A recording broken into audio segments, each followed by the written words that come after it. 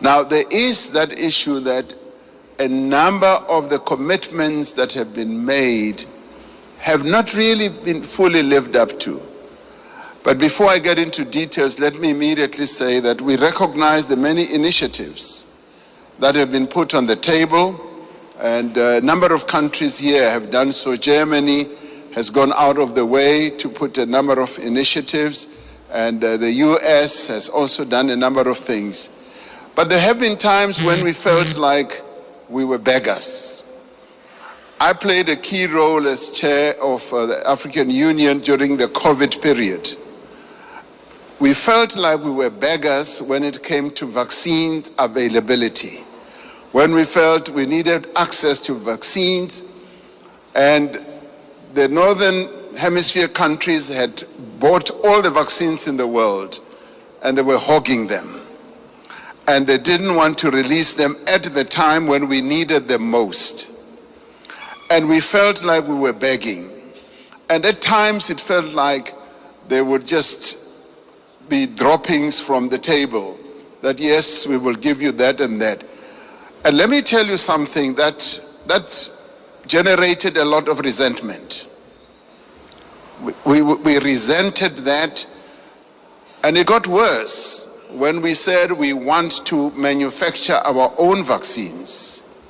And when we went to the WTO, there was a lot of resistance, enormous resistance.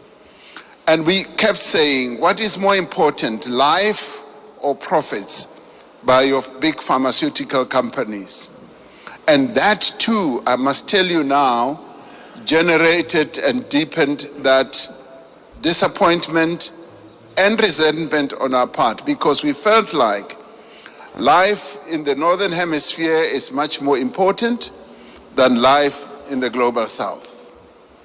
And these are issues that need to be addressed. And I'm glad that we are all seated here like this, because we've got to get to the heart of these matters and address them.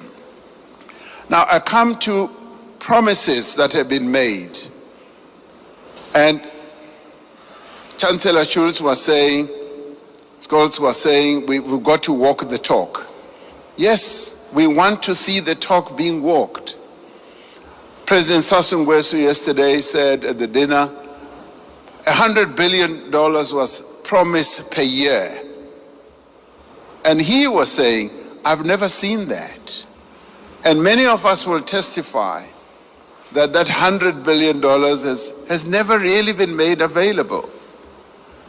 And this should stand out as something that needs to be addressed, because sometimes we sit at conferences like this and say, yes, we'll make this available, and we believe you. We believe you, but now the tire must hit the tar. We must now see action flowing from that. Now, I want to then talk about something very practical.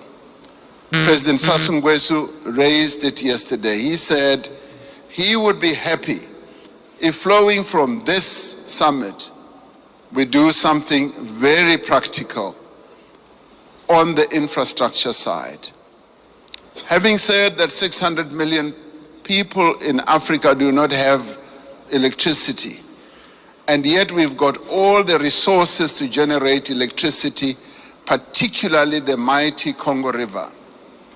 And that there have been plans to build a number of power stations that will generate, in my calculation, up to 70,000 megawatts.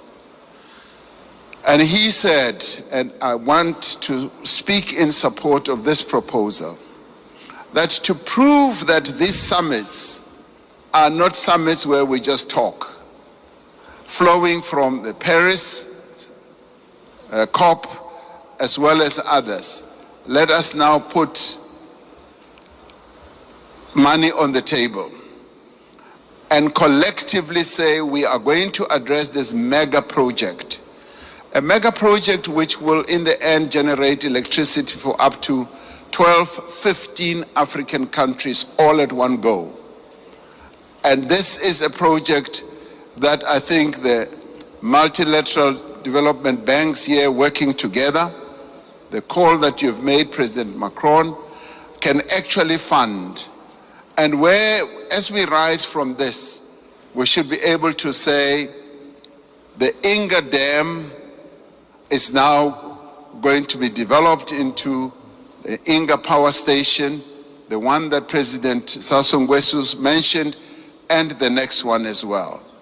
If we can do that, then we as Africans will now be convinced that these summits are really meaningful. We will now go home and say, you know what, it's worthwhile going to these summits, coming to Europe, and to listen to all the promises because they are willing to act on the promises. This is what President Macron, I believe, will be one of the most important outcomes. The reform of the financial architecture, as well as a practical project, infrastructure project that is going to add a lot of value. President Sisi and I have been talking about a railway from Cape Town to Cairo for years.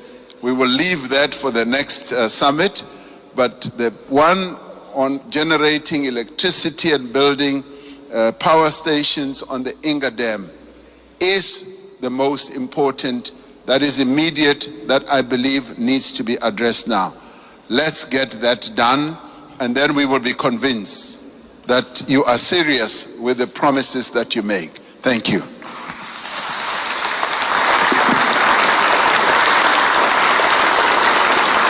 Thank you, Cyril. Thank you, everybody. Mesdames et messieurs les chefs d'État et de gouvernement, mesdames et messieurs,